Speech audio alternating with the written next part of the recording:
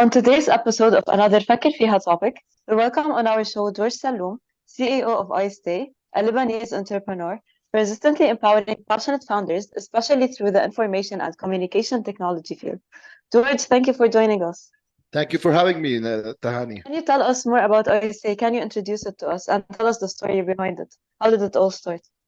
Okay. iStay started about close to 4 years ago. As you said, I have been in the ICT field for about 30 years and have a lot of contacts there. So a friend of mine from Switzerland called me and asked me for .NET developers. So he said he wanted to recruit 3 or 4 .NET developers in Lebanon to work remotely for his company in Switzerland. So I started through my contacts getting people.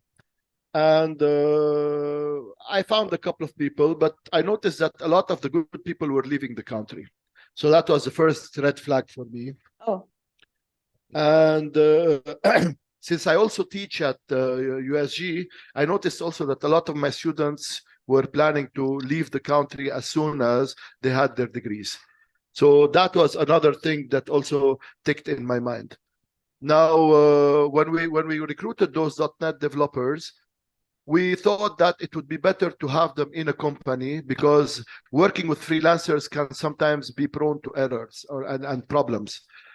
Also, we wanted to give them the comfort of being safe in their job. Yeah, we wanted them to feel that they belong to an entity and they're not just freelancers working with all the risks that come with it. Because as you know, a freelancer does not have the continuity that is needed, okay? They don't have the security that is needed, etc. So we decided to create a small company and have those people under that company working for Switzerland.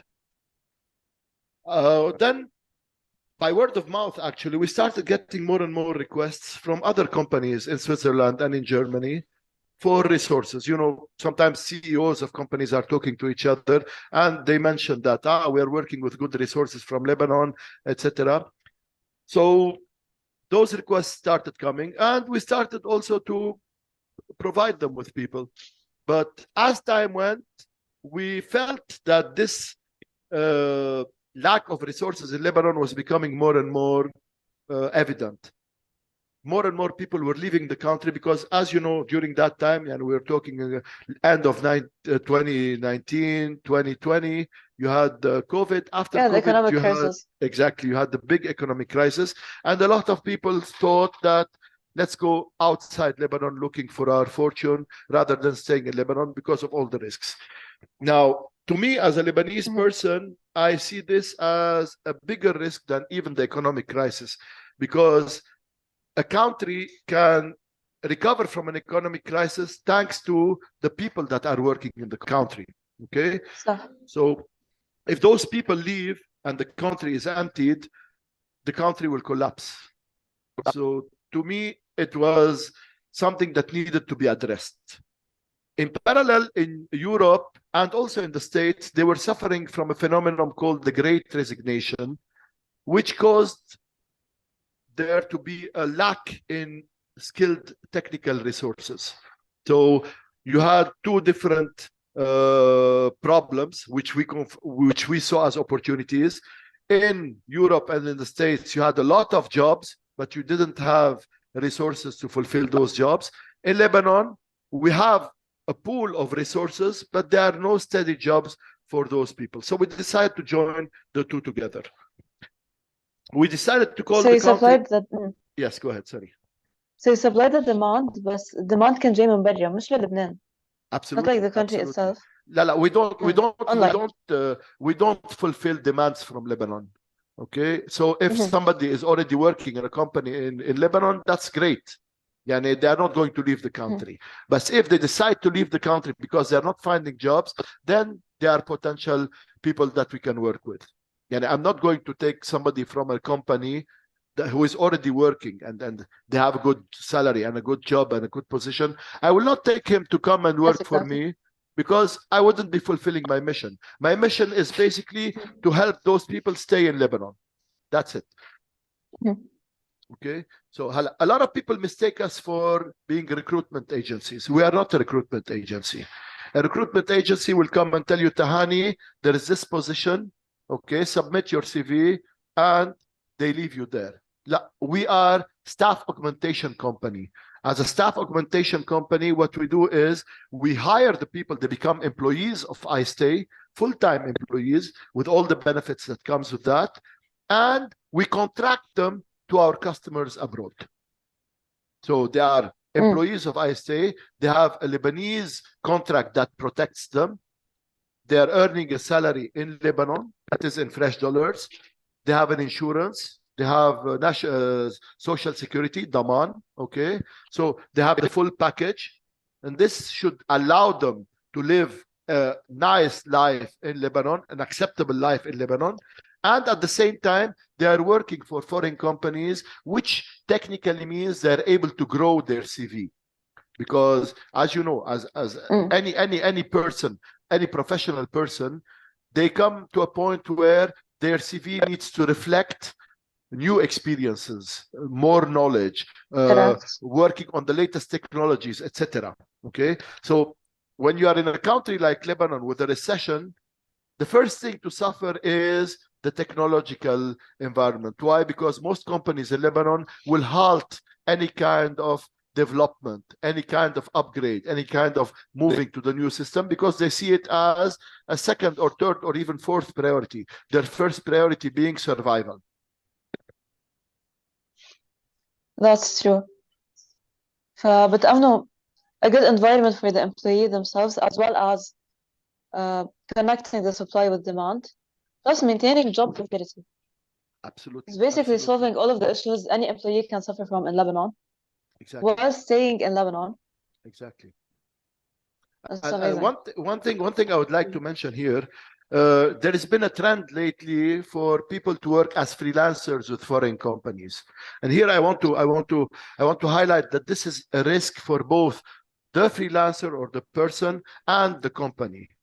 Let me start with the freelancer. The freelancer working with a company outside, if he has signed the contract is under the jurisdiction of the country where the company is located. Okay, so for example, you're working with an American company in say Houston. Your contract falls under the legal jurisdiction of the courts in Houston or in Texas. Okay, so if you have any problem, you have to go to the court in America and sue them to get your right. You know what I mean?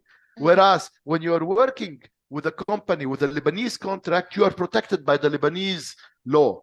And the Lebanese labor law is a very strong protection for people that are living in Lebanon. So Benhel Meili, we are covering the resource in the sense that they are totally protected by a Lebanese working contract. At the same time, foreign companies that work with freelancers suffered as well in some cases. For example, they're working with somebody and then suddenly this guy decides to leave the country, or he decides to move to another job. He will just quit and move. Okay, he will not give them a notice period. He will not hand over his work to anybody. And this is very bad for them because it impacts their continuity and their ability to generate good work. So what happens here when they are signing with iStay, there is a back-to-back agreement between the company and iStay and between iStay and the employee. So they are protected. In case this person needs to leave, he has to submit a resignation to iStay. And you know, by Lebanese law, when you submit a resignation, you have to give a notice period, which can be 2 weeks, 3 weeks, 4 weeks, 5 weeks, depending on how long you've been in the company. It is iStay's duty during this time to find a replacement for the resource and do the handover so that the company does not feel the interruption of the work. Did you get the point? Yes, and it doesn't fall under Switzerland's governmental laws when it comes to the employment itself. No. The employment itself But is under Lebanese law. You spare them the hustle. We are a Lebanese company. That's what I'm saying. You spare them the hustle. Unlike Yes. unlike any other employee who wants to apply for a job online, to work for an abroad company, Mhm. and they'd have to go through all of these struggles. Like they might Absolutely. hire a lawyer or whatever. Absolutely. Absolutely. On top of that, okay, the resources don't have to worry about the money not arriving or the bank taking transfer fees. All this is covered by ISTA. So they don't have to worry about all the logistics. Okay. So the company did not pay money, or the money is late to arrive, etc. You know, all these people are. I mean, when you are working from month to month, you are dependent on your salary. If your salary is late by 1 week or 2 weeks or 3 weeks, this can impact you because you have your commitments. Say basic commitments. You have to pay the electricity, you have to pay the internet guy, the cable guy. Okay, you have to pay the supermarket in Lebanon, multiple electricity. Yeah, we have commitments. Okay, so if your salary is delayed, this impacts you because you're not able to fulfill your commitments, and this puts you under a lot of stress. So when you're working with ISTA, all this goes away because your contract is with ISTA. If I don't pay you on time, you can take me to the court, and you're able to take me to the court because Lebanese labor law protects you as an employee, not me as a company. You know what I mean? So you are totally protected. You are assured that your salary is going to come on time. Okay, you are assured that I'm not going to come one day and tell you bye-bye, we finished the project. Okay, لأنه this in Arabic it's called صرف تعسفي. Okay, so if I do that, I have to pay you a penalty. So you are totally protected as an employee, and this is done to give you all the how should I say it, to create an ecosystem where you are totally safe. Because when you are safe and you feel all your rights are preserved, you'll be able to do good work. Well, it's not just solving the issues of people who want to apply for online jobs, but كمان jobs in Lebanon. And generally, most people are not officially employees in Lebanon, so they don't have a law that protects them. They get this advantage when they're an employee at ISTA. Absolutely. Absolutely. When you're an employee at ISTA, as I said previously, you are bound by a contract. You are protected by that contract, actually. You have the Lebanese labor law that is protecting you. Nobody can do you any harm because you have all this on your side. You know what I mean? Whereas when you're working as a freelancer, or when you're working as you're doing odd jobs here and there, nothing protects you. Nothing. There is no contract. And even if you sign the contract with a Canadian company or with an American company or with a French company. If anything happens, what are you going to do? You will travel to America or to Canada or to France to sue them? You can. You can, but it's going to cost you much, much, much more than your salary or whatever money that you want from them. You know what I mean? So yes, you're gonna end up in a loss. Exactly. So what we are doing is basically protecting both sides of the equation to make sure that there is a smooth working system in place. And this, once you do it, you are basically able to give people the needed reassurances so that they know that everything is taken care of. I just need to focus on my work and my deliverables. And I want to add one thing. All the companies that we have worked with today, we are working with approximately between 15 and 16 companies, and we are 95 people in ISTA. All of them agree on one single point, that Lebanese resources are totally not like any other resources that they have worked with, be it in the creativity, be it in the way they do the work, be it with their attitude, be it with their flexibility. Okay, and this is beautiful, and this to me is an encouragement because it tells me that we're able to put Lebanon on the global map of resource providers. Traditionally, this has never been the case. Yani, Lebanon is famous for its tourism. Lebanon is famous for its nice food, but never was there a point where Lebanon was famous for the resources that it has. Okay.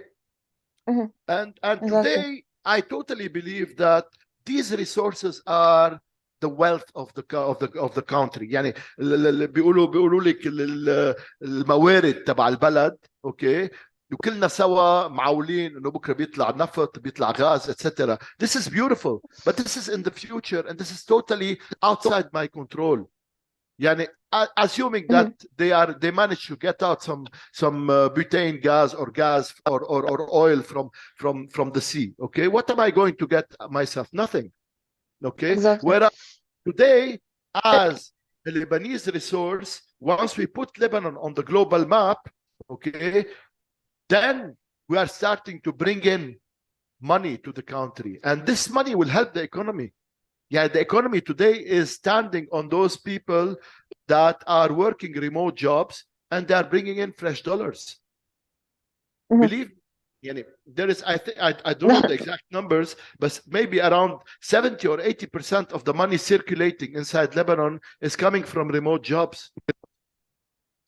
Yes, either remote jobs or from immigrants themselves. Exactly. Hence the brain drain. Especially in Lebanon, we have actually good education levels in comparison to other countries. Absolutely. Plus the flexibility when it comes to jobs. Absolutely. You have many advantages. You have the language advantage. Yani, most Lebanese speak at least 2 languages, and they speak them fluently. The flexibility, as you said. In one sentence, this is pure Lebanese. Hi, kifik sava. So all these are advantages that we can use to promote Lebanon as a country where you can find great resources to work with, and this is my personal mission. Okay, on top of IST's mission, it is to put Lebanon on this global map and tell people, hey, listen, guys, we have great resources. You don't need to go to the Far East to get your resources. You can get them from Lebanon. Okay, so it's a small country. We're 10,452 square kilometers. Okay, but trust me, the people here are able to give you things that are crazy. I'll give you an example. One of our Swiss customers, okay, their team in ISTA built for them an artificial intelligence model. This artificial intelligence model has been winning the first place in competitions in Switzerland for 2 consecutive years. And it was created by Lebanese people in Lebanon. Okay, so this tells me how capable we are as a people when you give us the right environment. Yani, today, with all the stress that we are living, with all the problems that we face on a day-to-day, I can understand that it will impact our ability to generate clean work. But what I am doing at ISTA is we're trying to create a bubble for those people to feel secure, okay? To feel that I don't need to worry what tomorrow will bring. I don't need to worry if there is no electricity or if there is no internet, etc. ISTA is there, it's providing me with all these. All I need to worry about is producing clean, decent, nice work. That's it. What you provide is opportunities. Opportunities is what we basically need. We lack the opportunities when the environment is not appropriate. مثل in Lebanon. حدا بيقدر يقلع. We just all need opportunities. So that's what you guys focus on. That's really amazing. If you allow me, I'm going to say one word regarding opportunities. A lot of people, it's a question of frame of mind, okay? Some people see problems, other people see opportunities.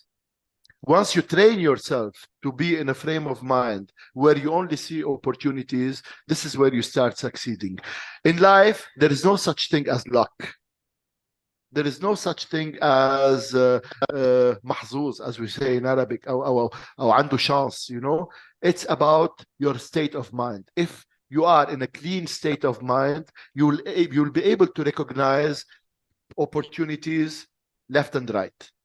If you are in a negative state of mind, you will only see problems left and right, because each problem is somebody's opportunity to provide a solution. And this is how startups come up. Yani, a startup, by definition, is based on a solution to a problem. Okay, so in your intro, you mentioned that I did several startups. Actually, some people consider me as a serial entrepreneur because I've done several. up to now, I think there are around 8 or 9 startups. Okay. All this has taught me that for a startup to succeed, you need to solve a problem. So problems are, in fact, opportunities for you to provide a solution. You see, so if you are in a state of mind that is a positive state of mind, because you are in this bubble, because you are in a clean, healthy environment, you will be able to recognize opportunities as they present themselves to you. If you are not, you will only see the problems, and therefore you are stuck where you are. You cannot advance because problem. And in a negative state of mind, a problem means a roadblock. In a positive state of mind, a problem means opportunity and the possibility to move forward even faster. Exactly. It's about seeing problems as a launching pad rather than an obstacle. You do focus on that a lot, I believe, in your workshops. Yes. For people who want to become entrepreneurs, to not seek ideas, but rather seek problems, to Absolutely. find solutions. Absolutely.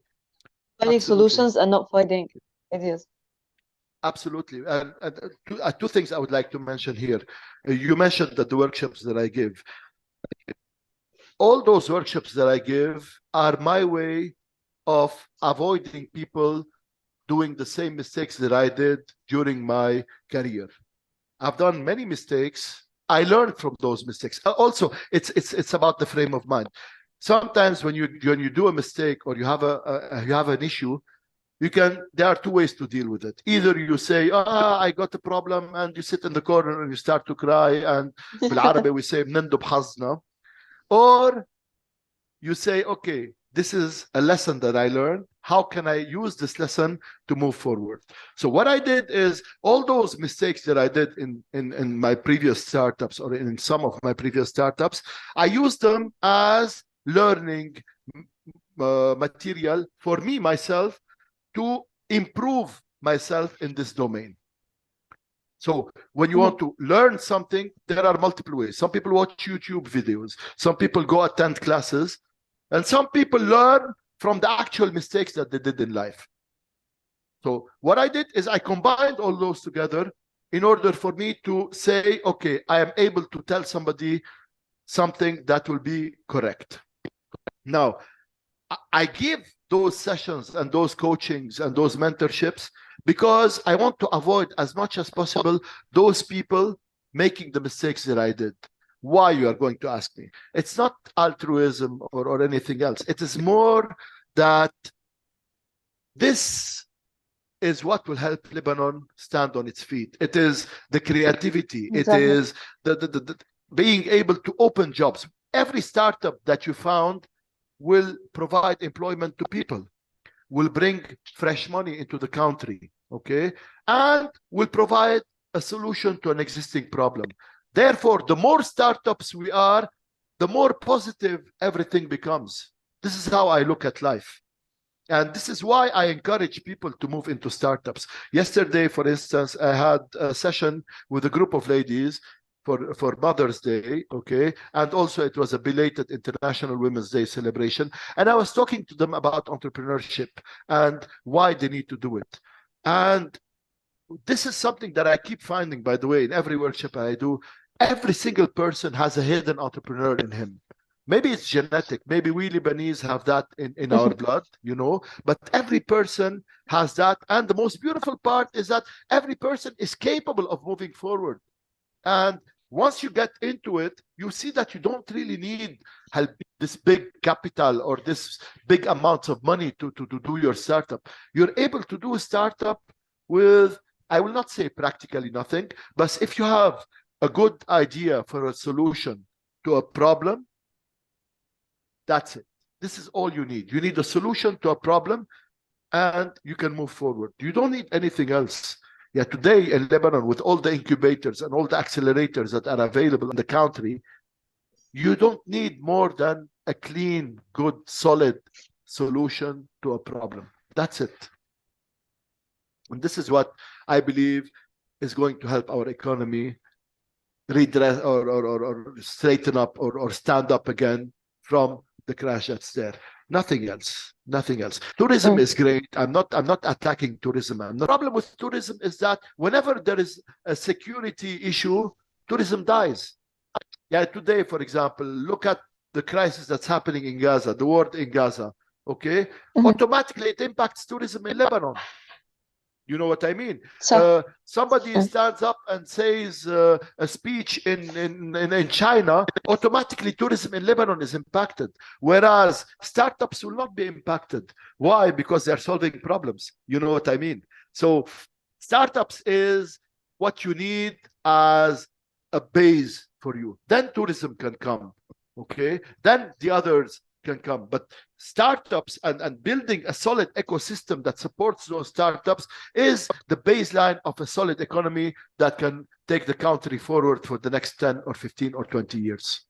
you talked about, having problems and solving about them instead of facing them. That relies on the person's mentality. Yes. We can also hear reflected on failure itself.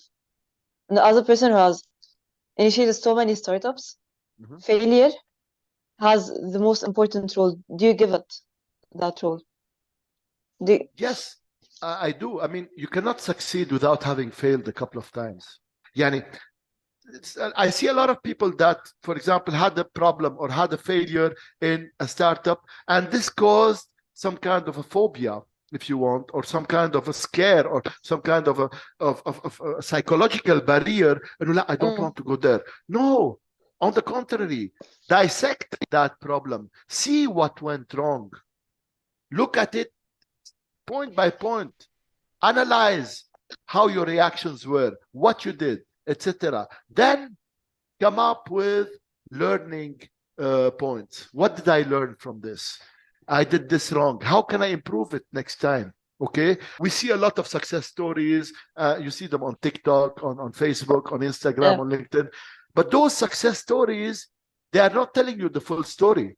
They are telling you the tip of the iceberg. You are seeing this guy succeeding. He is the second richest man in the world. Like, for example, Jeff Bezos or Elon Musk or Sam Altman or any of those. You are seeing a part of it, but you are not seeing all the struggles that this guy went through. You're not seeing all the failures that they faced before coming here. You are coming at the end of the story. It's like, for example, if you are watching a movie in a cinema and you come at the end, it's a happy ending, okay? The hero and the heroine are together walking hand by hand into the sunset. When I was in school, I was in a French school in Ghana, West Africa. And I was in the second year of secondary school. It's in French. It's called cinquième. I don't know the translation in other languages. So I was 1 year younger than the rest of my classmates, and they failed me because I was 1 year younger. Okay, because they said that psychologically I cannot be younger than the class, and I will not be able to support all the stress, etc. So they decided to fail me, even though my grades were above average. I was not an A student, but my grades were above average, and they failed me. So that summer, I had two options. I could either say, I'm doing a depression, and I'm sick, and I'm tired, and I don't want this, and I don't want to go to school anymore, etc. Or I can say, okay, wow, I'm going to use this, and next year I'm going to get A grades. And this is what I did. I repeated the year. First, I met a lot of great people that are today my friends because they were the same age as I was. Okay. And second, I was able to understand a lot of things better because I was 1 year older. So that taught me that whenever a problem happens, this problem came to be because all the circumstances were there for it to be. When you have a problem, let's say you are driving and God forbid you have an accident. That accident came because you were either on your cell phone texting or you didn't have car brakes. Or no problem happens out of the blue. A problem happens or a mistake happens or a failure happens because there is something wrong. Okay? We are taught يمكن by our parents انه it's a shame to fail, you should not fail. All this puts a lot of stress on us because it's because of the culture, Kamena. Look at Yeah, the son of the neighbors, Afe, he has achieved, he has a new car, he has, Habibi, okay. But in order to get there, you are not telling me that he had to go through a lot of climbing to reach here. You are showing me him, you're showing me the guy at the top of the mountain, but you're not showing me the path that he took, And I think parents should be more and more aware of this, and they should teach their kids. And Habibi, it's good to be at the top, but before you get to the top, you need to climb the mountain. Nobody will take you and put you on the top. This will never happen. And if somebody takes you and puts you at the top, rest assured that you are going to fall down sooner or later, because you did not get there by your power. Your own. Not through your experiences. You didn't actually learn anything. You're just put in a higher position. Exactly. As you said, nothing basically happens everything happens for a reason. In the end, all of these failures. Actually, the concept of everything happening for a reason can be seen in many religions. Okay, but if we don't want to talk religion, we can talk philosophy. Also, most philosophies teach us to accept what is happening and make use of it rather than reacting in a negative way. So, be it religious or philosophical, accepting what is happening as something that is supposed to happen and taking it from there to move forward is something all of us should be doing. And this is the frame of mind that I always talk about, or the mentality change that I'm always talking about, is that don't look at things as problems, but as opportunities. And this is also the point where we talked about when we're talking about startups. And you also talked about how startups, you believe, are the base of our society. Correct. So we believe in everyone's contribution matters. That's what we want to, I guess, shed light on or discuss. And we don't really need all of these massive companies with so many employees that are not actually unleashing their maximum potential. You said you see an entrepreneur in everyone, and everyone has a drive and ideas that they can unleash. Yes, correct. Let me tell you first. I mean, maybe it's genetic. Maybe it's just because we are in a country that's full of problems. But most Lebanese people that I know have an entrepreneurial spark somewhere in them. Okay. First, let's define what is an entrepreneur. So today, if I wanted to give a nice definition for an entrepreneur, I can say that the entrepreneur is the opposite of an employee. Yeah, an employee seeks the 8 to 5 job, which will give him a security of a salary at the end of the month. Whereas the entrepreneur is somebody who is taking a risk in order to fulfill an idea or a potential that he has in his or her mind. Okay, so here, once we have defined what an entrepreneur is, go back through your contacts on your telephone, and I will do the same. Okay, and we will notice that a large percentage of the people we know are fulfilling this by either doing a full-time job and doing something on the side. In common terms, it's called the side hustle, or they're not even working as an employee. They are fulfilling or they're realizing an idea that they have.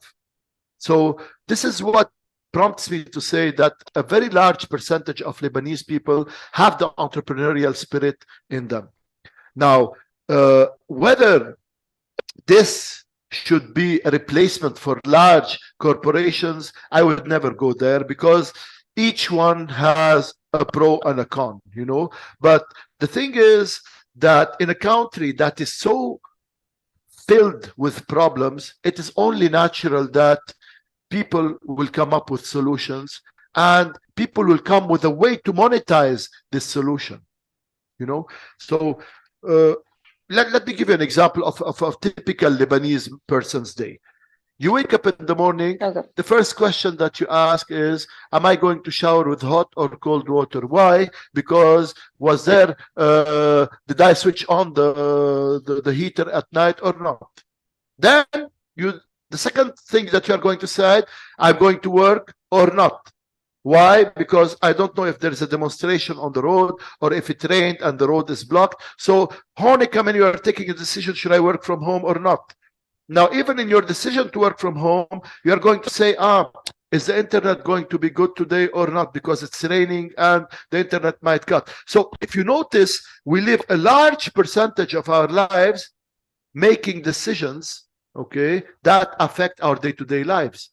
And this, some people look at it negatively. I, as being myself, I look at it positively because this has rewired our brains to be problem solvers.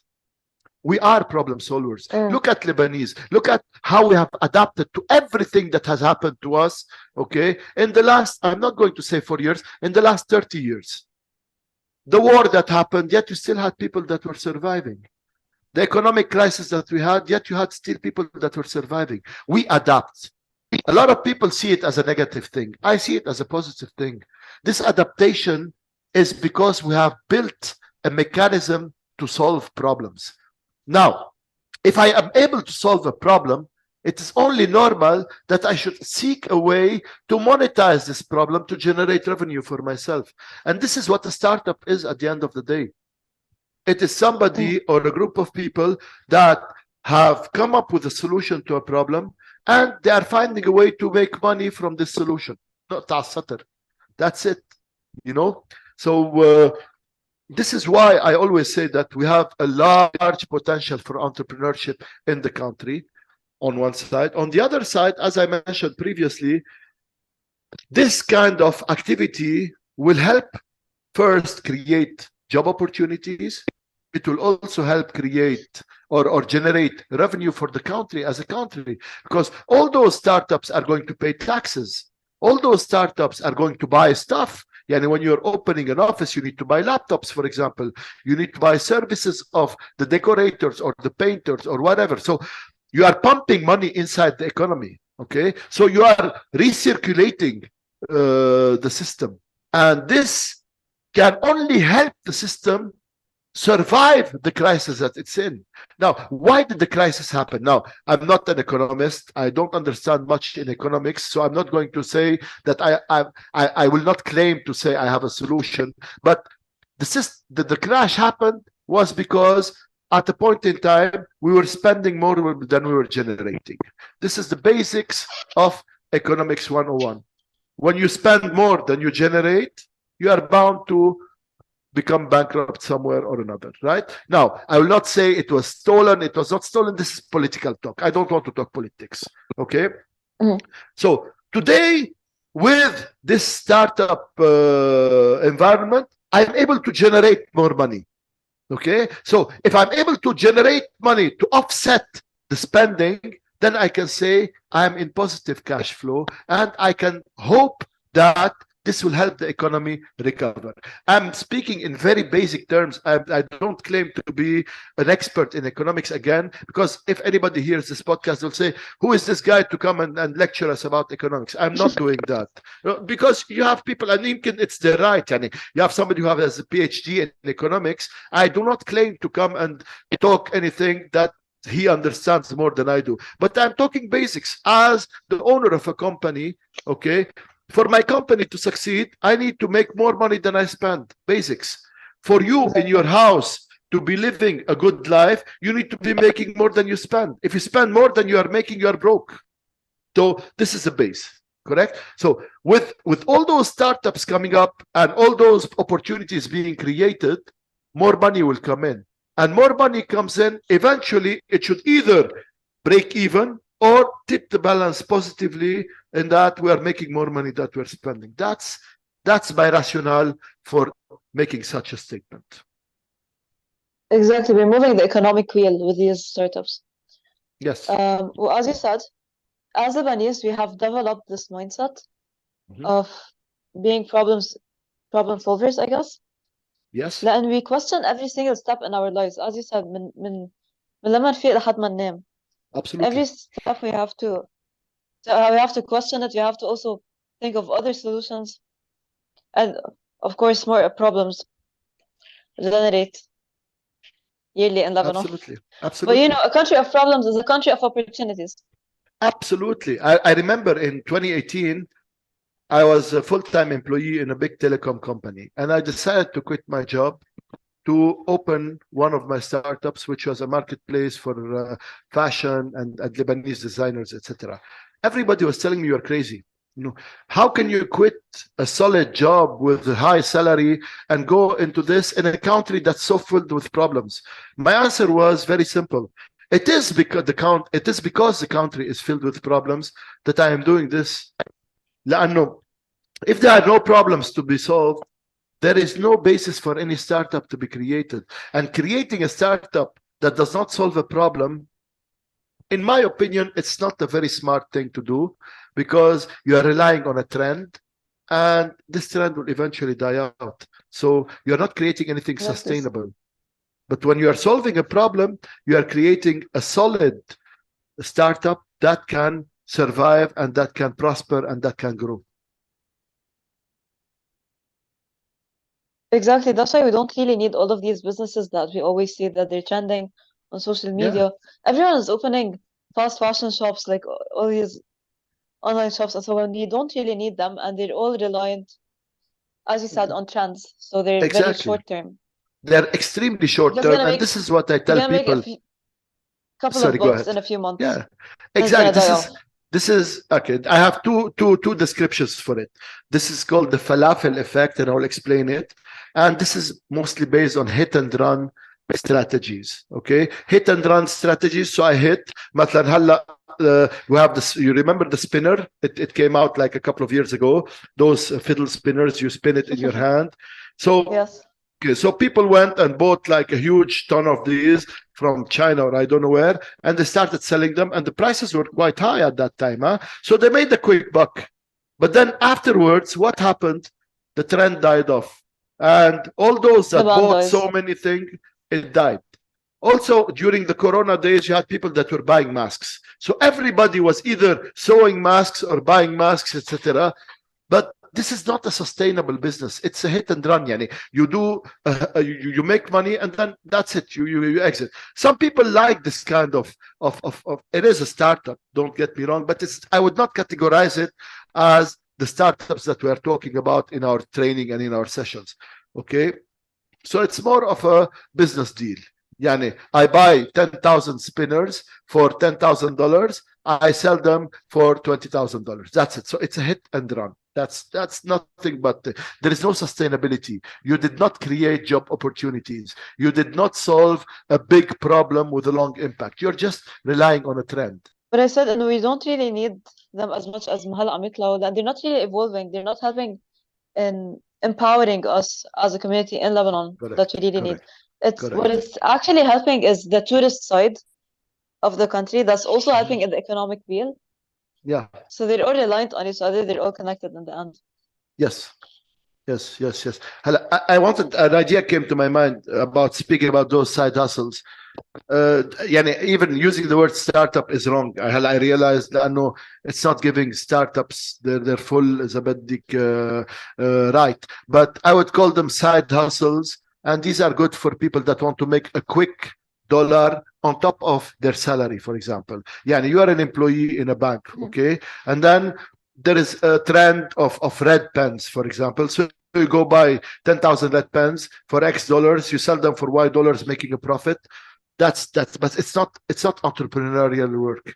You are doing it as an add-on to your daytime job, okay? So even I want to fix a word that I said previously. I would not call them startups nor entrepreneurs. They may be entrepreneurs. It's a food definition تبعها, but they're not startups. They are hit and run side hustles, okay, to make extra money on top of the salary that I'm making on a daily basis. Okay, some people are very good in that. Yeah, there are some people, like say, for example, they are working as teachers in a university, but in their part-time, they buy apartments, they fix them, and they resell them, for example. Or they do real estate deals. I know that Tahani has a piece of land she wants to sell, and I know that Mahmoud wants to buy a piece of land. I bring them together and I get a commission. This is not a startup, okay? This is side hustles. So let's separate side hustles from startups. So anything that follows a trend, okay, or is short-lived, or is based on hit and run mechanism, I would call it a side hustle. And I would not bring it under the category of a startup. A startup is something that is starting to last. It's not something that lives a couple of months and then dies. It is something. If you listen with the word in the word of the name of startup, you are starting up something. So when you say I'm starting up something, the impact here or the impression here is that I'm starting something that's going to last a considerable amount of time. It's not a hit and run. Okay, so بس تنفصلهم عن بعضهم تنكون هيدا. So كل شيء trend. It's nice to make an extra buck, بس مثل ما قلتي منه عم يخلق impact, منه عم يساعد حدا. It's just take a cherry on top of it. But yet those people are not paying taxes. They are not they're not employing anybody. So this is why I don't even categorize them under startups. Yes, totally agree with every point is just stated. As an entrepreneur who has experienced both failure and success, what advice do you have for aspiring entrepreneurs who may face similar challenges in their own ventures? Very good. There is a saying in French that says "risque zéro n'existe pas," which means that there is no zero risk. Everything has risks in them, but there is a smart way of doing things that minimizes the risks. Like, for example, if you want to do a startup, follow the process to do a startup. First, by coming up with the idea, by validating that your idea fixes the problem, by creating a product market fit before you invest a single dollar in your idea.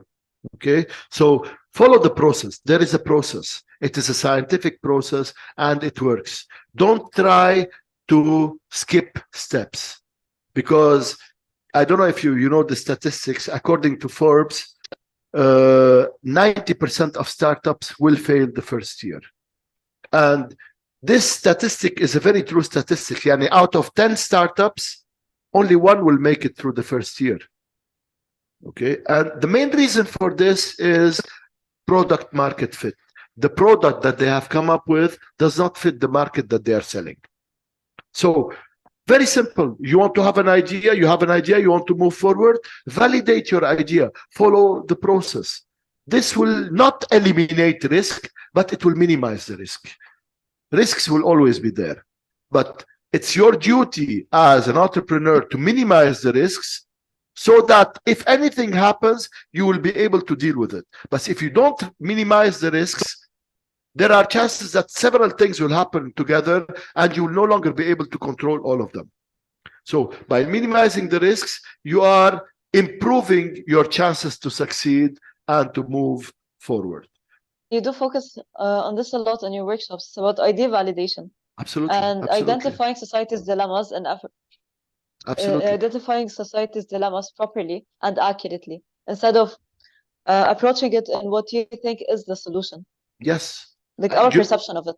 You know where I got this from? What reality actually is. Absolutely. You know where I got this from? One of my very first startups was a food delivery app. And you know how this app came to be? There was a successful app in the States called Grubhub. So a person came to me and said, listen, there is this app in the States that allows people to order food using their mobiles. Back then, it was, I think, 2010 or 2011. Mobile apps were something new, and the smartphone was relatively new, and it was a hype. So we went into it. So how did we do it? We just copied an existing app and we brought it to Lebanon. We didn't have an idea who is going to be our customer. We didn't have an idea what problem we're solving for those customers. We had nothing. We just saw something that was working in the States. We brought it to Lebanon and we thought that if we put it in the market, it will work by itself. It took us so much pain and suffering and endless sleepless nights before we managed to secure our first transactions. Because, as I said, we didn't validate.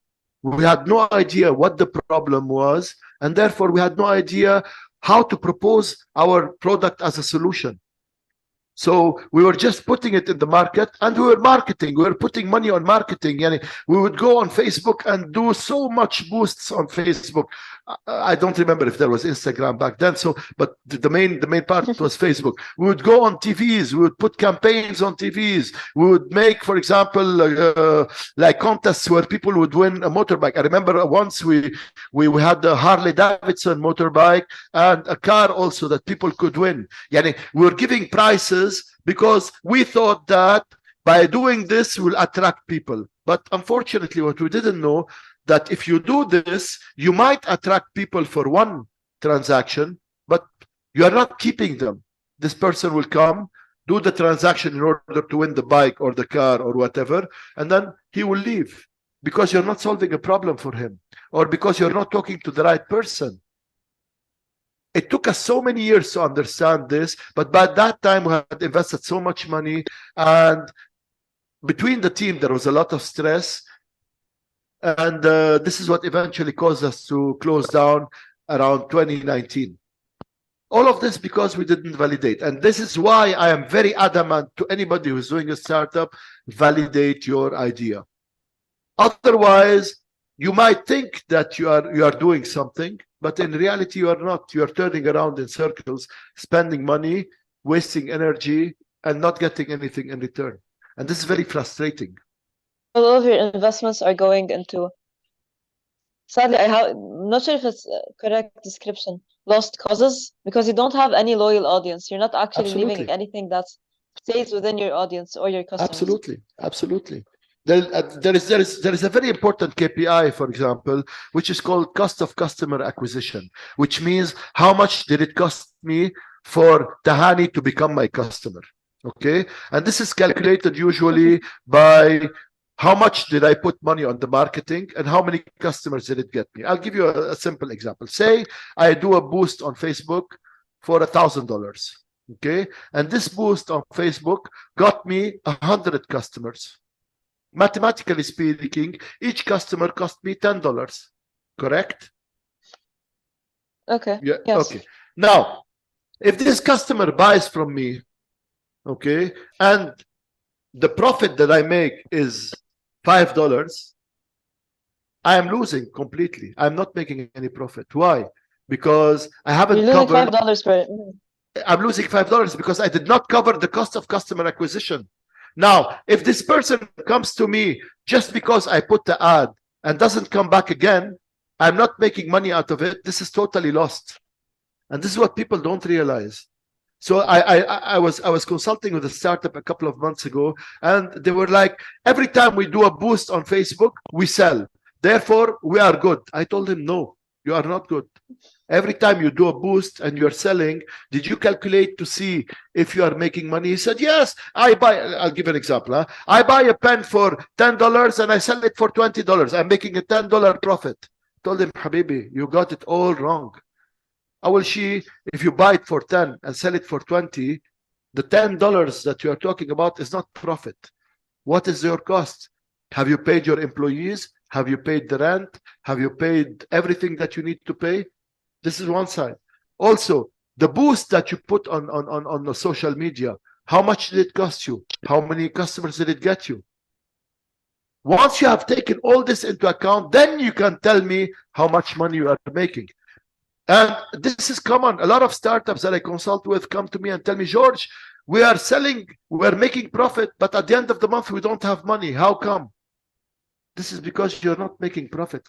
You don't know your numbers. The profit is not how much money you have put on an item before selling it. I am sure that in your equation somewhere, you have missed out very important costs that are hidden, that you are paying without knowing, and therefore you are selling at a loss. Even though I'm buying it for 10 and I'm selling it for 20, I'm not making money. I'm giving it as an example, and it's not that, but I put it in a caricature way just for the example to get through. But I hope you got what I mean. Yes, أكيد. لأن the initial costs are not being calculated properly. I believe a lot of people fall for it. Like I listen to a lot of podcasts and a lot of speakers that say, and other entrepreneurs and they talk about how much money they make Yes. throughout selling sunglasses. That was like one example. Yeah, We're yeah, gonna be yeah, yeah. stating who. That's like the amount of investment they've put into packaging and into attracting customers is probably more than how much the sunglasses it costs for it to be produced Absolutely. initially. Absolutely. And it's not actually benefiting them. Um, they're not making any profit from the business itself. What they're Yes. only bringing is some sort of audience um, to their other businesses. Like they're Yes. as an entrepreneur of multiple stuff. Yeah. So that's the Absolutely. only thing they're getting. They're not actually winning anything. Absolutely. Absolutely. Absolutely. So this is why I tell people, please be careful of your numbers. Know your numbers. One of the very important things. Hang on a second.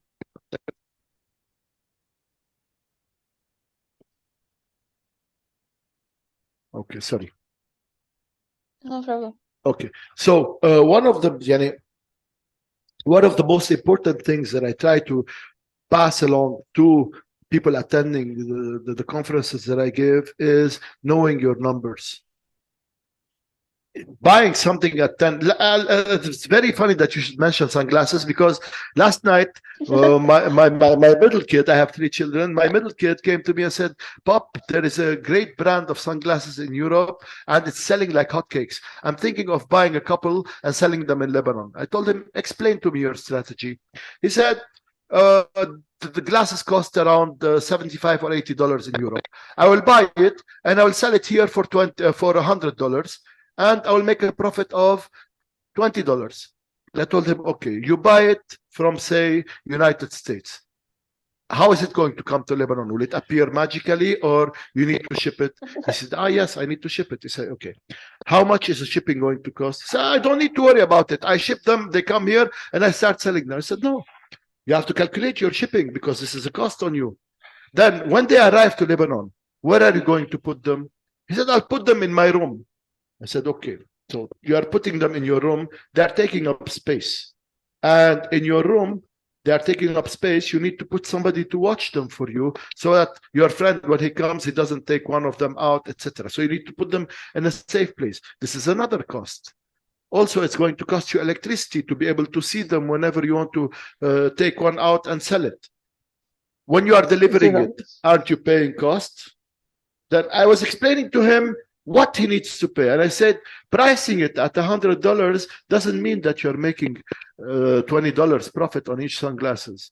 And he was like, okay. It's very funny that you should mention sunglasses, because exactly last night he was telling me about it. So I was like, what a coincidence. But actually, a lot of people fall in this trap. A lot of people think that if I buy it for 10 and I sell it for 20, I'm making a $10 profit, without taking into consideration all that comes around. I was saying here, I would like to highlight the role of education, be it through workshops, be it through incubators, through accelerators, to help people understand, okay, the pricing methodology. It's not a lot of people are, if you want, how should I say it? They are scared when it comes to numbers and pricing. So they usually take it from the very surface. There is nothing to be scared there. It's not nuclear science. It's just a question of understanding what is your exact cost, taking everything into consideration, from the largest to the most minute detail, okay? Taking them, writing them on a piece of paper, and then deciding what you are going to sell at and how much profit you want to make. If you don't do that, there is a very big risk that you are selling at a loss, and this will mean that you are not sustainable, and this will mean you'll not last a year. And this is one of the reasons why 90% of the startups fail. So the best way to do it is attend sessions, go through an incubator. The incubator's role is to take your idea and make sure that this idea is viable, this idea is feasible, and this idea actually solves the problem. So by going through an incubator, first of all, you are validating your idea. Somebody is forcing you to validate your idea. On top of it, they're giving you money to actually materialize your idea. And this is free money. This is why I tell people, don't run away from incubators. I know a lot of people that think that a startup is an alternative to going to university or continuing university or finding a job. If you look at a startup like this, chances are you will not go very far in your career, because a startup is not all this. A startup cannot replace a university. I do agree that the experiences you get in a startup, you will never get in a university. But this applies also to working at a company.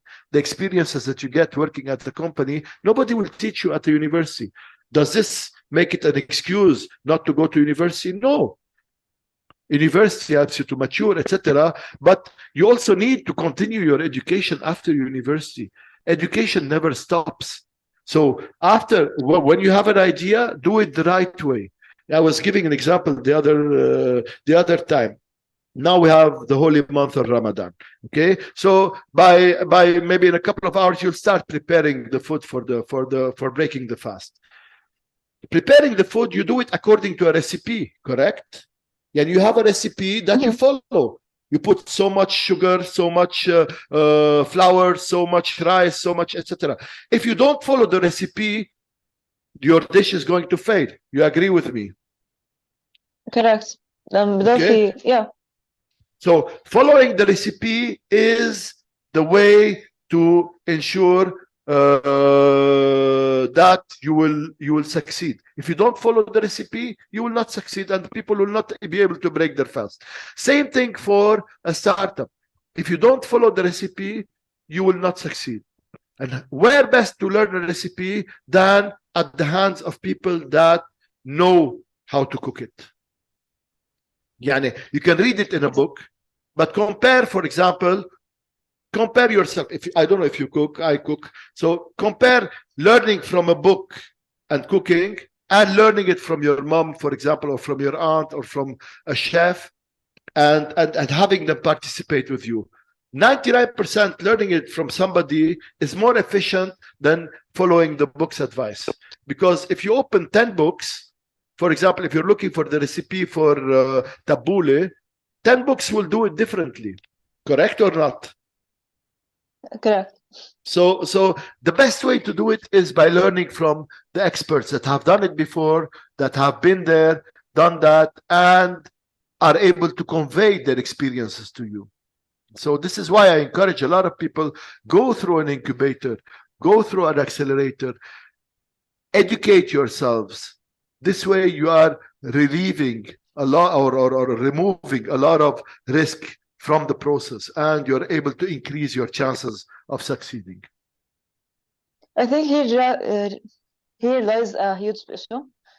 And like in our modern days, if you open any social media platform, you're gonna get anyone can make $10,000 from their homes or whatever. Yes. And they're gonna go tell you to invest your money somewhere. And you're not gonna learn anything.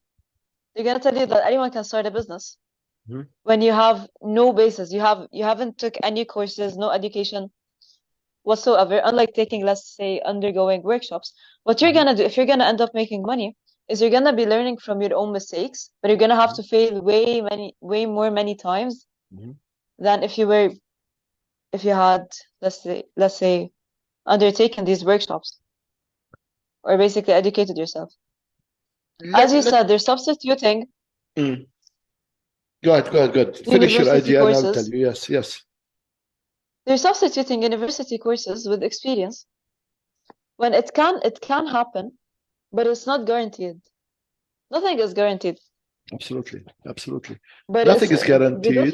When you start from zero, and when you start with education, is a launching pad. It's a basis. You know what you're doing. You're not just gonna go, yeah, let me try plan A. Let me try this recipe, then this recipe, then this recipe, then this recipe.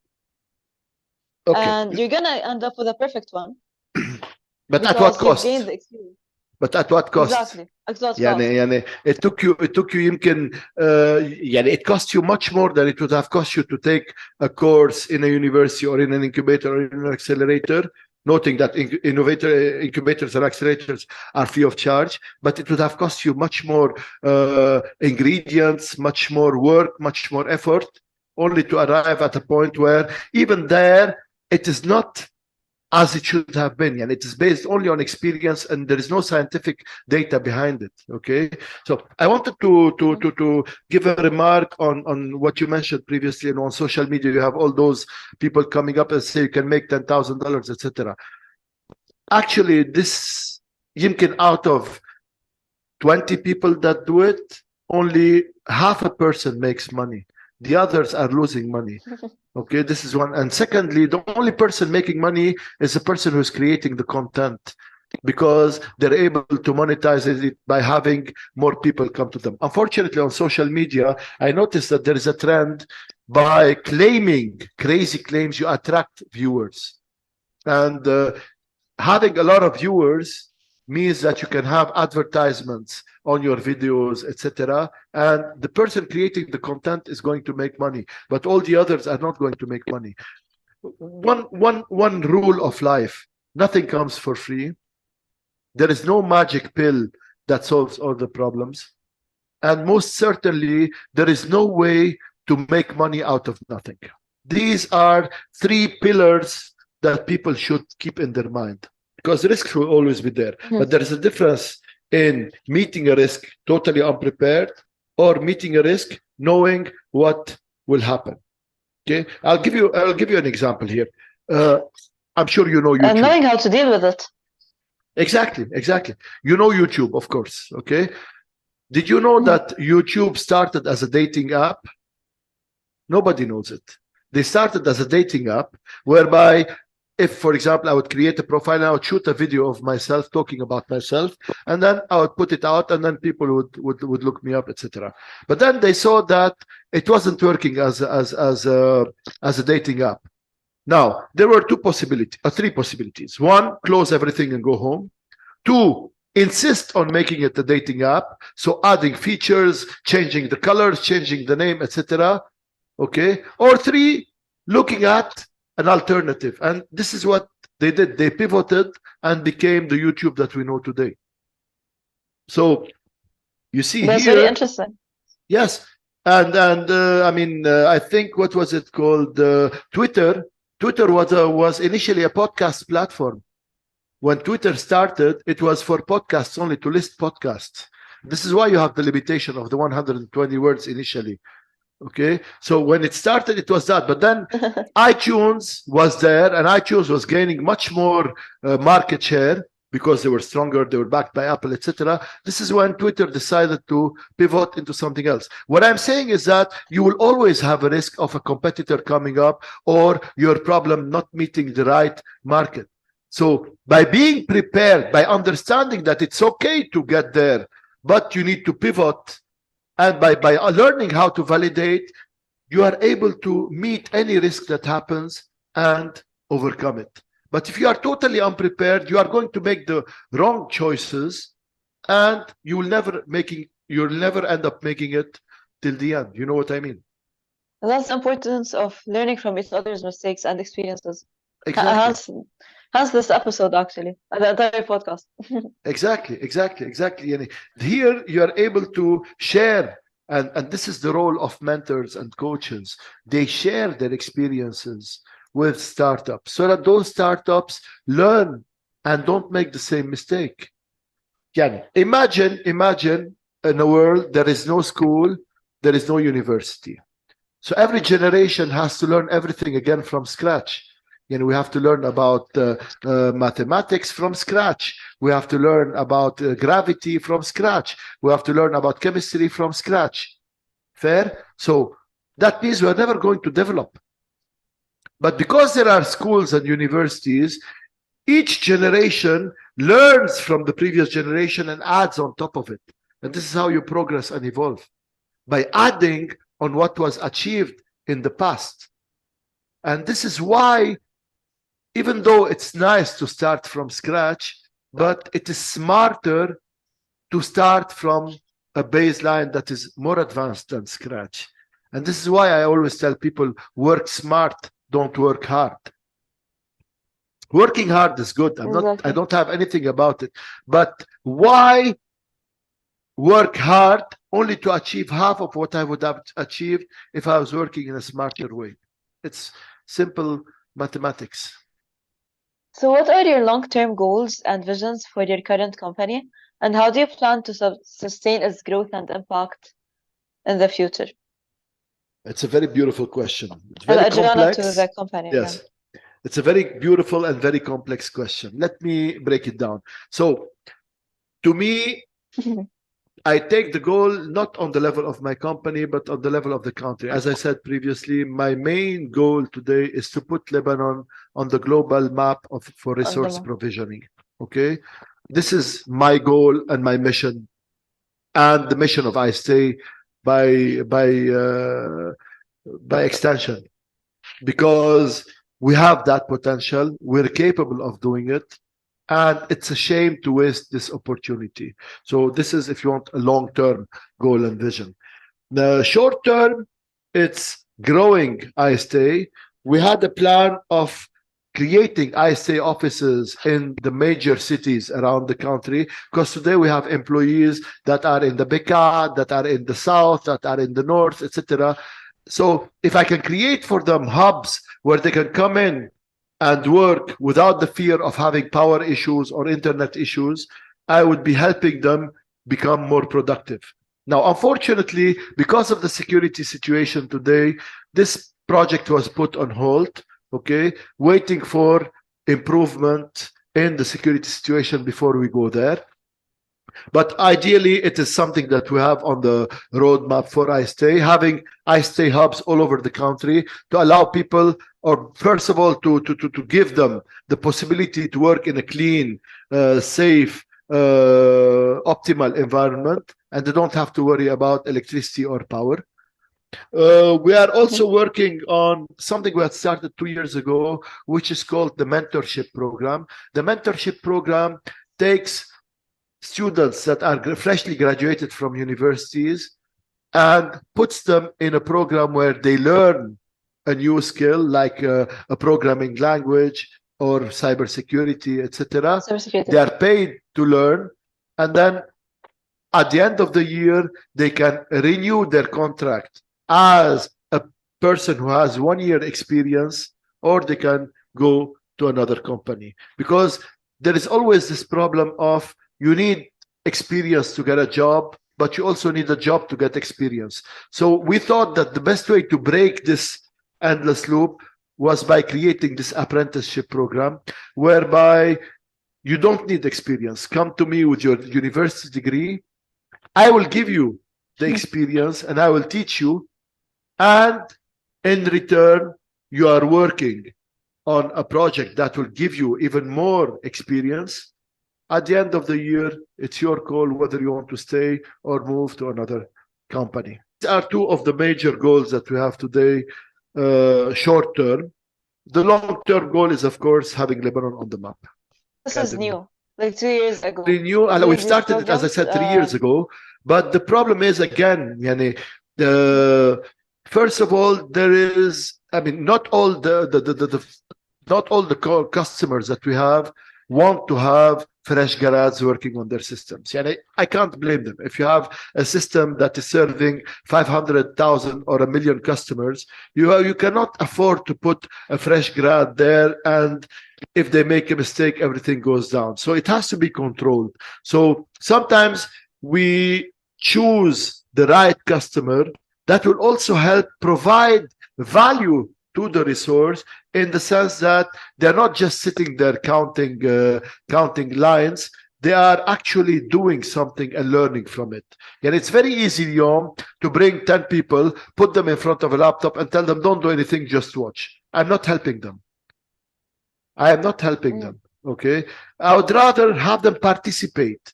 But not all the customers agree to have this. So it takes us a little bit of suffering, if you want, to find the customer that will accept to have those resources working in their environment. Alhamdulillah, every year we find one customer that accepts to do this. So we're able to cater for between 10 and 12 people. But it's not something I'm trying to make it something sustainable and something that goes without putting a lot of effort in it. It's a work in progress. Do you have any worries or any concerns concerning the Lebanon situation right now? If I said no, احكينا I about the would not long-term be. goals and visions. If I said no, I don't have any worries, I would be lying to you. But I'm an eternal optimist, and of course we have backup plans. And our customers demand them. We had to put in place plans that would guarantee non-interruption of service to the customer should anything, la samah Allah, happen in the country. So worry there. The worry is there. The worry is not as much on ISTA as it is for country as company. بالعربي ما ناقصنا بقى وجع راس، ما ناقصنا حروب، ما ناقصنا مشاكل. Okay, but at the same time you cannot sit and hope. So we had to put in place redundancy solutions and backup solutions. So alhamdulillah, that is taken into consideration. So should anything be happening, we are able to continue the service to our customers without interruption. As I said, we are 95 people today, so it's not an easy task relocating 95 people and making sure, especially that those 95 people are spread all over Lebanon. Yeah, they're not in one location and one location only.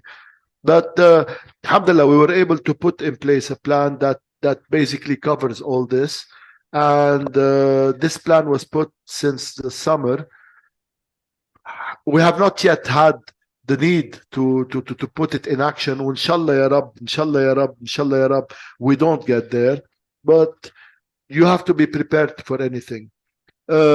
This is one of the worries that I have. But again, knowing the Lebanese people, knowing the resilience, knowing our ability to bounce back, I'm not afraid. Wallah, I'm not afraid. And a lot of people told me, Khaye, close, go open in Cyprus, go open in Turkey, go open in Jordan. I told them, Habibi, I would be a very big hypocrite if I call my company I stay and I go open outside. I stay, This is hypocrisy. exactly. Yeah, this is hypocrisy. La, it is a calculated gamble that I am taking, in the sense I am believing in the Lebanese people. I am a Lebanese person after all, and I believe in the Lebanese people. I believe in the ability to put aside all those little things that separate us and focus on the thing that brings us together, which is Lebanon. So this is what I'm counting on. And I know that deep down inside, especially the new generation, I count on their ability to put aside everything minute and focus on the bigger, better Zabaddik the goal, Picture. which is our picture, which is having Lebanon as a clean, safe heaven for work to be done. We are a small country after all, Tahani. We are not a big country. By all aspects, we're one of the smallest countries in the world. Yet, a small country has so much potential to give. So much potential to give. And I was hearing one joke. They said that it is because we have so much potential to give that everybody doesn't want us to give. But I believe that we can, we have reached a certain level of maturity that we didn't have 30 years ago, especially the new generation. They have achieved that maturity. ما تنسي social media, global communications, internet, they have all helped that evolution happen. So we have reached a state of mind that basically makes us mature enough to understand that the solution is never by shooting the other person. It is rather by creating a win-win situation. ما فيك توصلي لمحل بلا ما تخوضي اذا بدك هول المشاكل.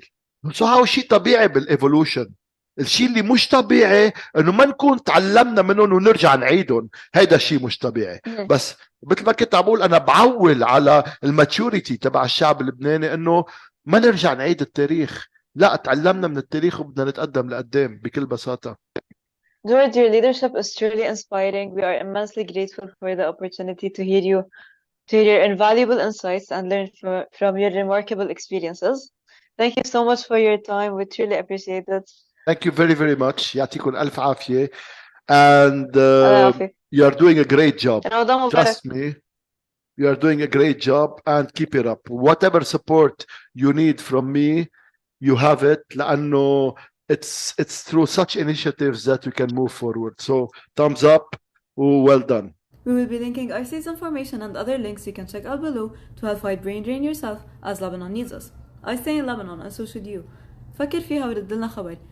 Share your opinion as it's valuable to us. Check out our socials to keep up with everything new. See you next time.